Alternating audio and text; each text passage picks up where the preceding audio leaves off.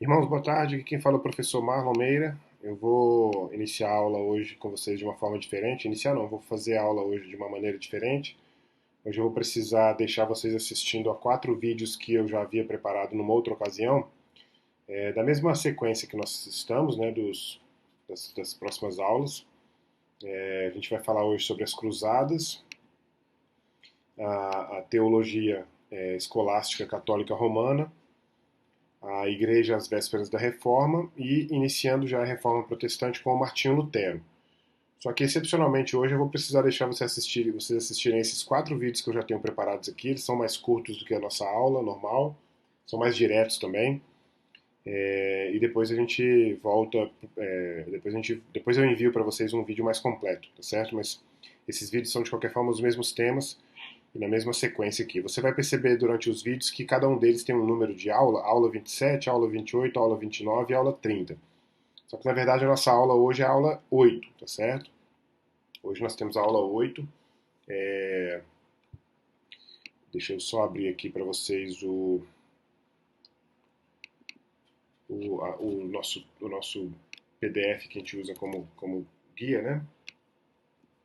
Nós temos hoje, exatamente aqui ó, nossa aula hoje é a aula 8, dia 20/9, e a gente vai tratar hoje das cruzadas. Depois das cruzadas a gente fala sobre a igreja às vésperas da reforma, ou seja, a gente vai falar sobre a transição da Idade Média, da igreja medieval para a igreja moderna, né?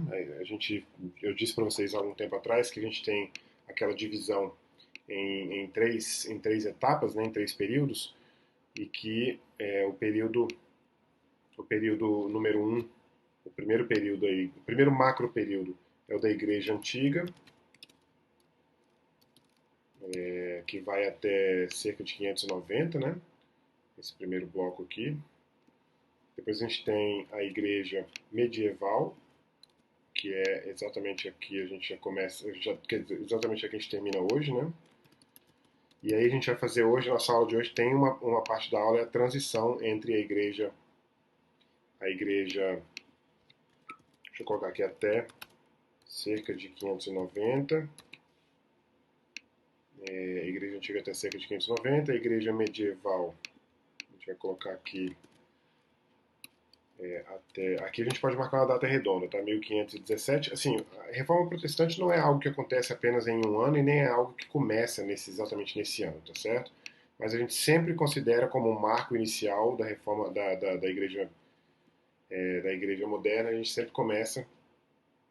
A igreja antiga vai até 590, a igreja medieval vai até 1517. E aí, em 1517, a gente começa aquilo que a gente chama de igreja moderna, que vai até hoje, né? Que vai até que vai até os dias de hoje, né? A igreja moderna até hoje. Então a gente já havia visto em outra ocasião essa macro divisão, né? Então a gente termina hoje a igreja medieval passando pelas cruzadas e depois pela teologia escolástica católica romana, também a igreja às vésperas da reforma, que é exatamente essa parte da nossa aula que vai tratar dessa transição, né? E aí depois a gente entra já na igreja moderna, na igreja do período, na igreja moderna, que é o capítulo 6 do livro de vocês, que chama a Igreja da Reforma. E o subitem lá, que eu estou numerando um por um aqui na nossa sequência, é o subitem 30, que é do Martinho Lutero, que a gente vê hoje também. E aí a gente conclui aqui a aula 8, e aí a aula 9 vai ser, portanto, lá no dia 27/9/2020, que é domingo que vem, se Deus quiser, né? Então, eu vou colocar aqui a próxima aula, começando aqui, né? Ou seja,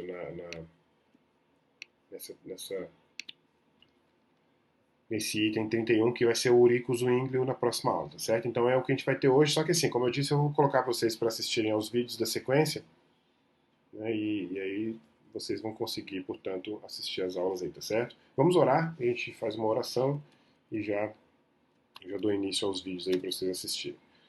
Obrigado, Senhor, porque estamos mais uma vez preparados para apresentar uma aula da Escola Bíblica Dominical. Peço ao Senhor que nos dê sabedoria, que nos dê alegria de aprender e que a gente seja grato ao Senhor por aquela porção que o Senhor separou para nós de conhecimento hoje, Senhor. Te peço que o Senhor continue abençoando a nossa igreja, os ministérios da nossa igreja, o nosso pastor Mateus, a irmã Glaucilene, pastor Simvaldo também, irmã Rosângela, na sua liderança na nossa igreja. Te peço que o Senhor abençoe o Ministério de Educação da nossa igreja. Te peço que o Senhor abençoe o Pedro e a Vanessa e te peço que o Senhor abençoe cada classe, cada professor, cada aluno. Te agradeço porque a maioria da nossa igreja está envolvida na Escola Bíblica Dominical e te peço que o Senhor abençoe o nosso ensino e o nosso aprendizado. É a nossa oração em nome de Jesus. Amém. Muito bem, pessoal, então vamos lá começar aqui nossa sequência com essa aula que se chama As Cruzadas.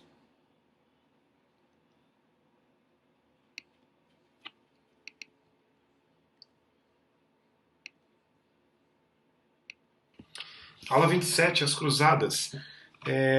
As Cruzadas começam em 1095, bom, pelo menos a primeira cruzada é lançada em 1095, mas as Cruzadas, na verdade, são um desenvolvimento também de algo que já vinha acontecendo há algum tempo. Os turcos seljúcidas, que eram muçulmanos, causavam grandes dificuldades para os peregrinos cristãos europeus chegarem até a região da Terra Santa, na Palestina. E entre esses problemas e outras questões intercaladas com esses problemas, o Papa Urbano II, em 1095, lança uma campanha para libertar, para resgatar os lugares sagrados cristãos na Palestina que estavam nas mãos dos muçulmanos. De todas as cruzadas, a única que tem sucesso, a única cruzada oficial bem sucedida é a primeira cruzada entre 1095 e 1099. Ela é bem sucedida principalmente porque ela consegue estabelecer um reino latino em Jerusalém que dura algumas décadas, período em que os cristãos conseguem proteger a região com seus exércitos, com seu poder militar, e também consegue construir alguns castelos enfim, dominar essa região por algumas décadas. Os muçulmanos retomam essa região e, portanto, ela só é bem sucedida temporariamente, né? Mas as demais cruzadas, algumas inclusive eram privadas, as demais cruzadas não foram bem sucedidas, e afinal de contas, algumas das outras cruzadas também tinham propósitos completamente distintos do primeiro propósito iniciado pelo Papa Urbano II. É claro que, de qualquer forma, os resultados das cruzadas são resultados positivos, de certa forma, para a Europa, na medida em que as trocas culturais aconteciam com frequência. Alguns textos, vários textos clássicos que haviam sido mantidos pelos muçulmanos, traduzidos inclusive, foram trazidos de volta para textos que estavam perdidos na própria Europa, que foram trazidos de volta para a Europa, retraduzidos para o latim. O desenvolvimento do comércio também foi importante porque havia uma troca, tanto na ida quanto na volta, na ida para a Terra Santa, quanto na volta para a Europa, e portanto o comércio e as rotas foram desenvolvendo de forma substancial, e o crescimento do poder político da igreja também. Inclusive não só político, mas também financeiro, como por exemplo com as heranças dos soldados que morriam em combate, que acabavam ficando para a Igreja Católica e não necessariamente para a família do soldado. Então essas foram as cruzadas, claro que o tema das cruzadas é bastante controverso, porque a gente sempre tenta encontrar alguma coisa positiva, não para defender as cruzadas, mas para não descartar pontos positivos de fato, como por exemplo esse, que para mim é o mais importante, das trocas culturais desse período. Né? Mas as cruzadas realmente foram muito mal sucedidas, tanto nos seus propósitos quanto no geral, no conjunto das cruzadas, e portanto a gente tem sempre um certo cuidado para tratar das cruzadas, para não dar a impressão de que a gente aprova, né, ou, enfim, para não dar a impressão de que elas realmente foram todas bem sucedidas. Então, na aula 27, essas foram as cruzadas. Na aula 28, a gente retorna para falar sobre a teologia escolástica católica romana.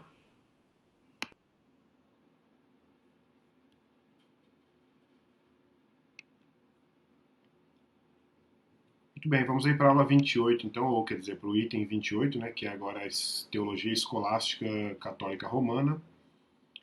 para a gente dar sequência, tá certo?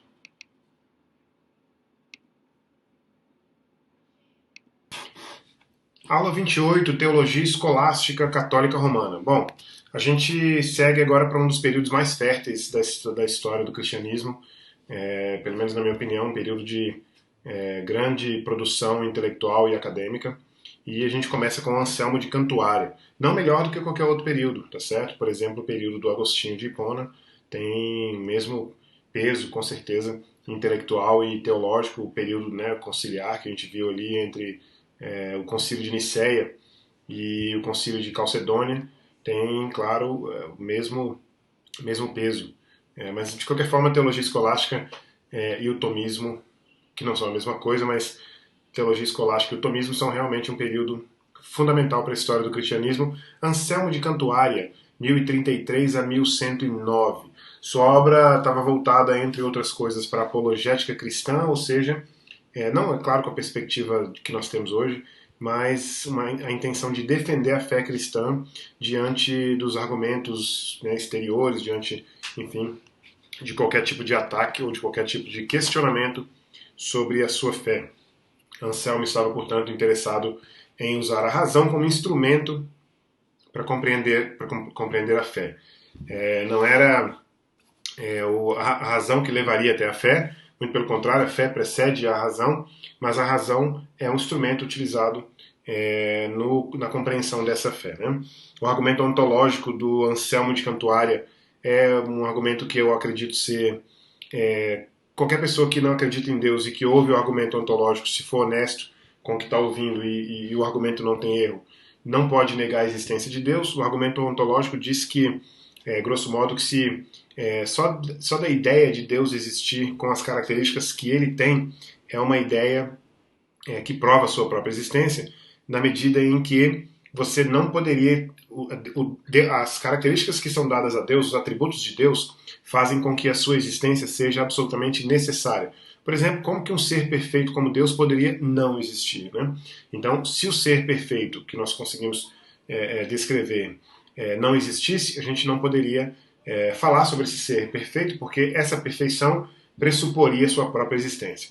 Grosso modo, esse é o argumento ontológico do Anselmo de Cantuária.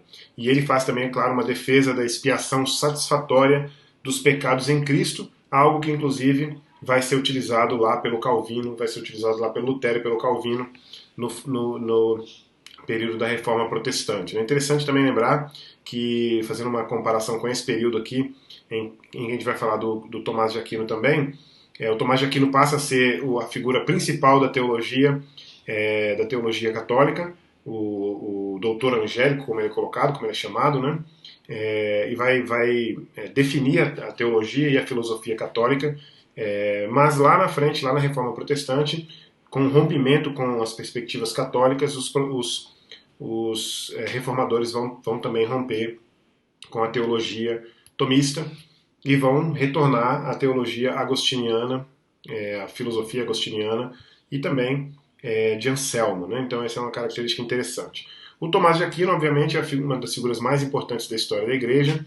Ele é responsável por uma obra chamada Suma Teológica, que é uma obra vasta, uma obra de grande envergadura, e é responsável também pelo raciocínio filosófico e a fé. Aliás, algo importante nesse período é exatamente essa percepção, essa percepção mesmo de que a fé não precisa, a fé não é ameaçada pela razão, a razão não elimina a razão não é superior à fé, mas as duas as duas podem andar juntas e as duas podem auxiliar uma a outra na compreensão uma da outra. Né? Então essa é uma característica desse período.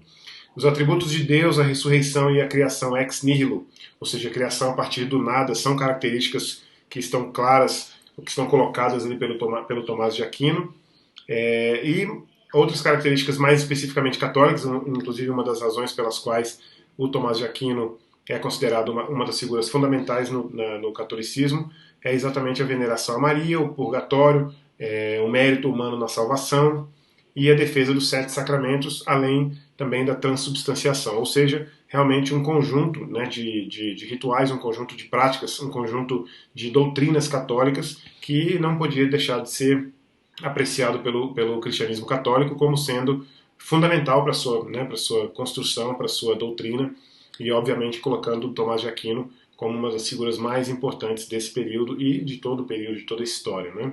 Tomás de Aquino, portanto, e Anselmo de Cantuária fecham aí a nossa aula 28, Teologia Escolástica Católica Romana, e a gente passa, portanto, logo mais para a aula 29, a Igreja às Vésperas da Reforma. Até mais! Muito bem, pessoal. Vimos então aí o trecho 28, né, Teologia Escolástica Católica Romana. Vamos aí agora para a Igreja às Vésperas da Reforma, certo? Vamos lá.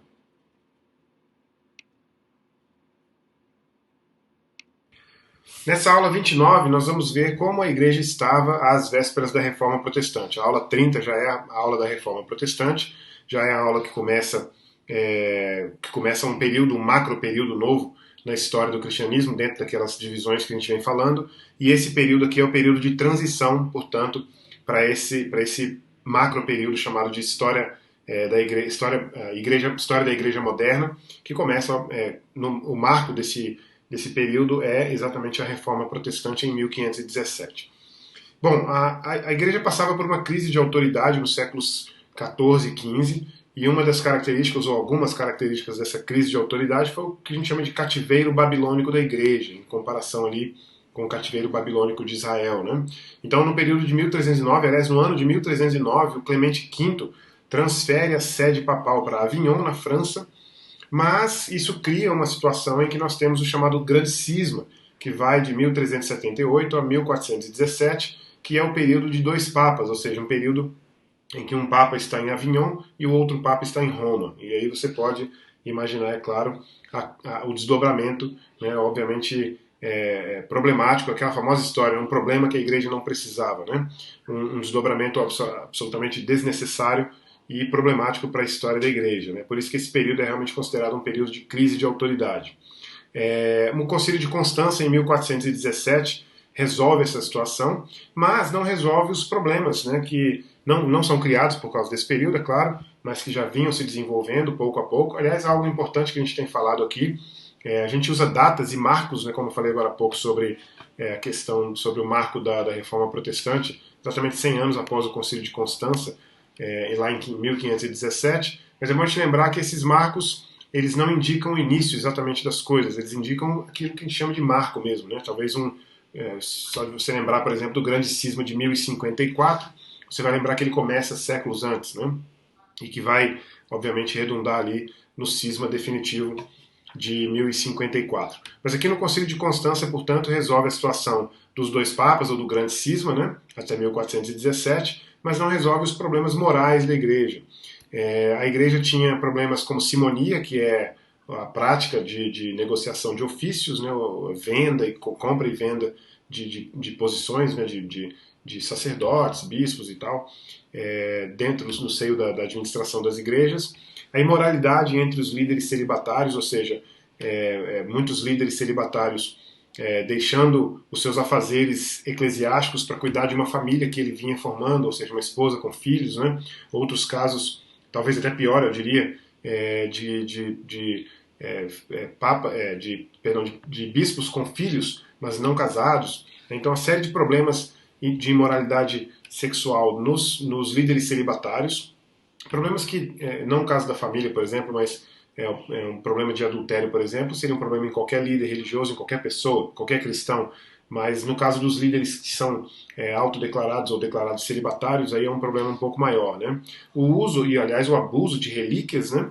E as indulgências essas que vão ser uma questão chave, talvez eu poderia dizer não exatamente uma questão chave, mas uma gota d'água, vamos dizer assim, na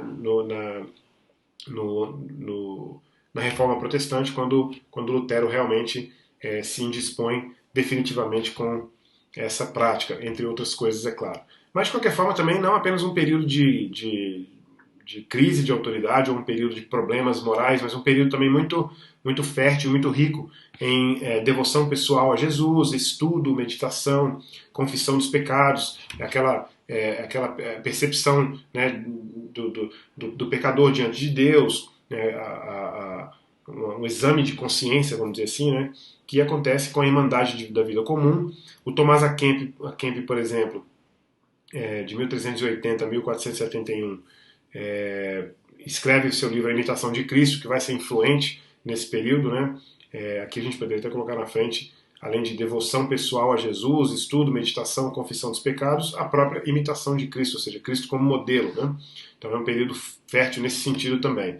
E aqui a gente já começa com pelo menos uma característica, a gente volta depois aqui a falar de outra coisa, mas pelo menos um apontamento aqui, vamos dizer assim, para a Reforma Protestante, que é a obra, ou o trabalho, né, o período e a ação, a atividade do John Wycliffe, que nasce em 1329, vai até 1384, que traduz a Bíblia para o inglês, né, então a primeira Bíblia em inglês é traduzida pelo John Wycliffe, e também escreve panfletos questionando questões morais, questionando questões, isso que não ficou legal não, hein? Questionando características, aspectos morais, problemas morais e doutrinários da igreja do seu tempo, né? Ele que era um católico, é claro, nesse momento ninguém pensava, nem o próprio Lutero no começo pensou em separatismo, em separação, né? Mas ele que era um católico, ele que era um cristão e, portanto, questionava problemas morais e doutrinários dentro do seio da igreja.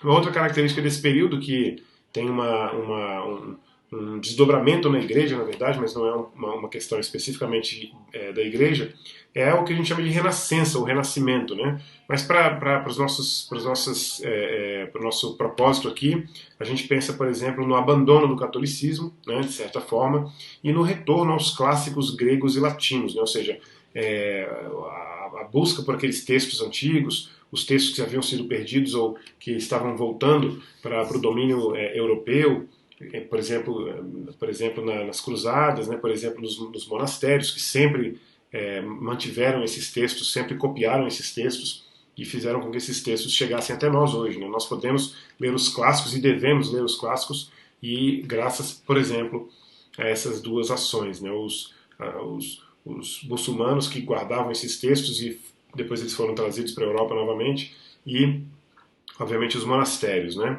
Desidério Erasmo, de 1466 a 1536, escreve em 1509 um livro, uma obra chamada O Elogio da Loucura, e aí é o ápice, né, a igreja chega a um ponto em que passa a ser muito fácil criticar a igreja, até mesmo com tom irônico, sarcástico, obviamente entendido naquela época por uma série de pessoas como desrespeitoso, né? Mas esse é realmente o desdobramento de uma sequência de séculos, pelo menos os últimos séculos até a Reforma Protestante, de uma grande crise de identidade, de crise de autoridade da Igreja Católica. Né? Bom, esse foi o final então da sessão 6 e a próxima sessão 7, a Igreja da Reforma, com a primeira aula dessa sessão, que é a aula 30, sobre Martinho Lutero. Eu espero você até lá. É isso aí, irmãos. Então vamos seguir agora para o último trecho aí desse nosso encontro de hoje, que o primeiro, primeira parte, né, primeiro subitem do capítulo que já fala da Reforma Protestante, que é a Igreja e a Reforma, e a gente conclui então, portanto, esse nosso encontro de hoje com esse item número 30, né? Vamos lá então. Começamos então nossa sessão 7, a Igreja da Reforma, com a aula 30, Martinho Lutero. Bom, Lutero é obviamente considerado a figura mais importante da Reforma Protestante. Obviamente que ele não é o primeiro reformador, mas ele é o reformador que a gente pode considerar que a partir dele não há mais retorno, né? Não tem mais volta. A Reforma passa a ser definitiva, um movimento definitivo, e essa é uma das importâncias, uma das diferenças principais entre Lutero e os reformadores anteriores. É claro que Lutero também, a partir da sua excomunhão, que a gente vai ver logo mais, ele próprio já se percebe no curso de algo que não tem mais volta. Então, por isso que ele, inclusive, trabalha, obviamente, em cima daquilo que ele está propondo da reforma protestante, né?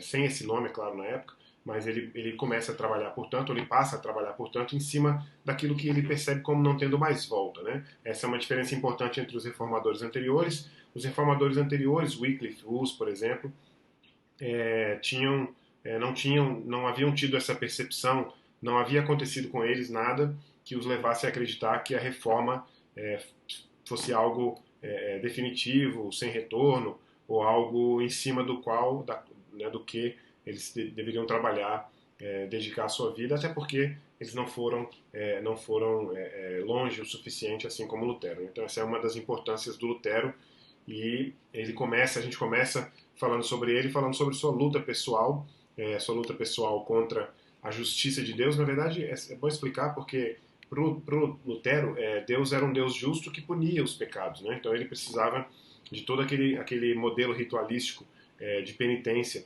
que ele havia crescido aprendendo, ou que ele passou a aprender depois que ele foi para o mosteiro, e portanto ele tinha essa luta pessoal contra a justiça de Deus. Apesar de ter ido para o mosteiro anteriormente à sua conversão, ele não tem ainda uma experiência de conversão até que ele faz uma leitura de Romanos, uma leitura específica de Romanos, em que ele descobre, em que lhe é revelada a realidade do perdão do pecado e da justificação pela fé apenas, né? E não a justificação pelas obras, não a justificação pela penitência, que incomodava muito ele. Havia circunstâncias, por exemplo, em que ele saía para se confessar, por exemplo, e quando voltava do confessionário, ele lembrava de um pecado que ele não havia confessado e se martirizava muito e sofria sensivelmente com a sensação de que ele não havia sido perdoado, né? E com a sensação de que havia de sofrer, portanto, a justiça de Deus. Então ele tem essa experiência de conversão a partir da Bíblia, a partir das Escrituras, é importante isso.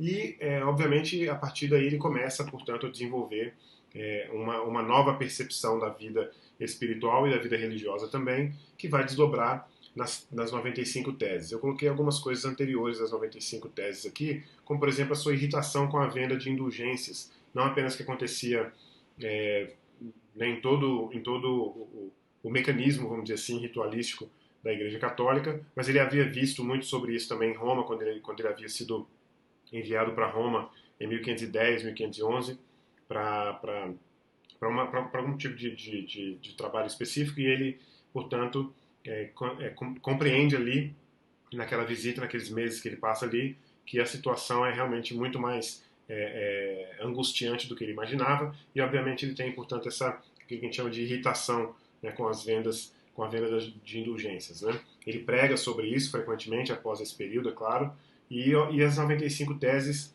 são uma forma, não apenas isso, as 95 teses não falam apenas das indulgências, mas são uma forma dele convidar as pessoas para um debate, né, público, um debate em que ele gostaria de conversar sobre, entre outras questões, sobre a questão das indulgências, né?